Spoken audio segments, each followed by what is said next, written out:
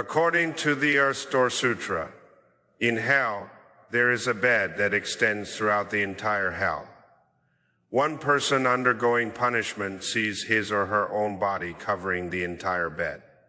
When hundreds of thousands of people undergo punishment simultaneously, each still sees his or her own body covering the bed. This is the result of individual and collective karma, respectively. Why do the hells contain these beds? Why are there red-hot copper posts for offenders to embrace? Why are there copper columns and iron beds?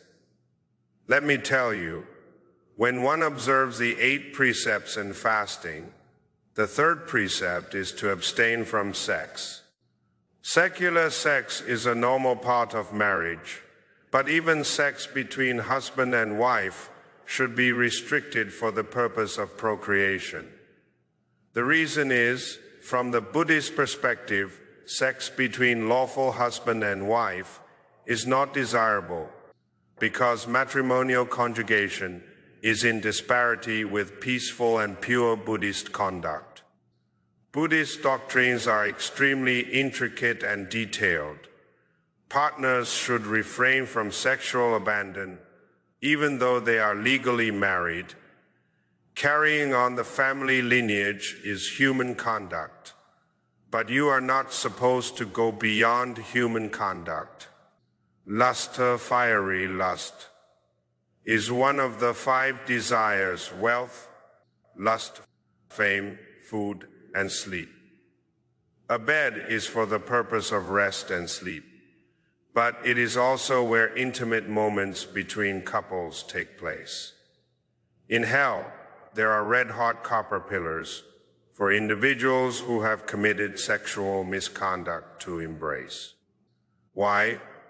When couples become intimate, they often hold and touch each other passionately. The lustful energy forms a habitual tendency that causes them to embrace the red-hot copper pillars in hell. The inclination remains unchanged. What they see is a pretty woman or a handsome boy, but what happens when they embrace each other in passion? It turns out that they are embracing burning red-hot copper. Lust is a retribution of fire. Friction produces heat, which generates fire. These are profound correlations of cause and effect in the wonderful realm of Buddha Dharma. If you do not study and practice and you fail to comprehend Buddha Dharma, you will certainly create negative karma. If you understand how karma operates, you will definitely be vigilant of any causes of lust that would result in negative consequences, causing oneself to suffer and extending the harm to other people. We should cultivate the causes of purity and peace. That would promote your personal happiness, which will extend to other people. You are all busy with all kinds of secular activities. In what ways have you served your parents as dutiful sons or daughters? In what ways have you served your country? Over thousands of years in history, what has everyone been doing?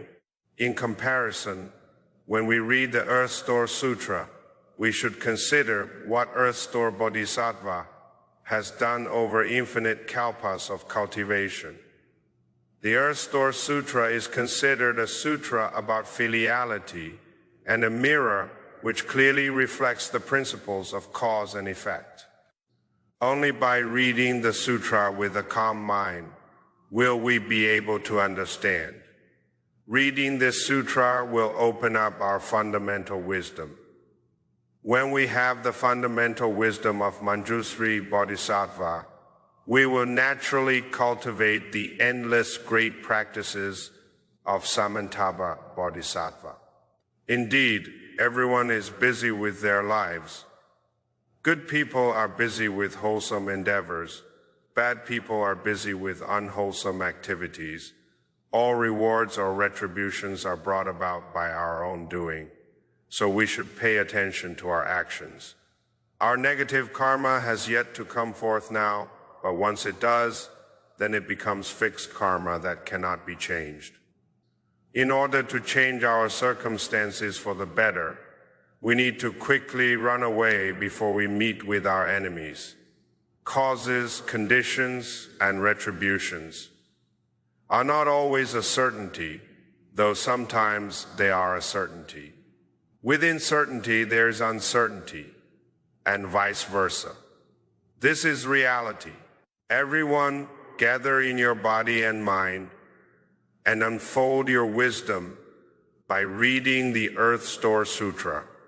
The principles of cause and effect, as well as dependent origination, were not created by anyone.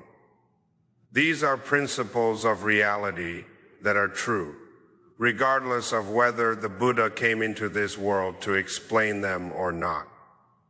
With every cause comes its corresponding effect. It is impossible for a person to escape retribution as a result of creating negative karma. It is equally impossible for a person not to be rewarded by happiness as a result of the virtuous karma he or she has created.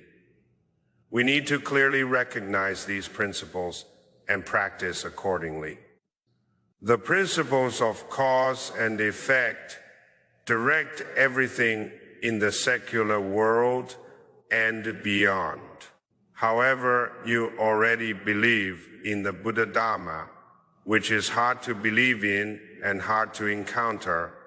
We should practice according to the Dharma, so that in the future, when we attain liberation, the world will settle in peace, and we will be able to help countless sentient beings. Doing so generates great blessings. We wish to plant the 9 grades of lotus flowers of the Western Pure Land in all 5 continents of this earth. May we all bring for the Bodhi mind and realize Buddhahood together.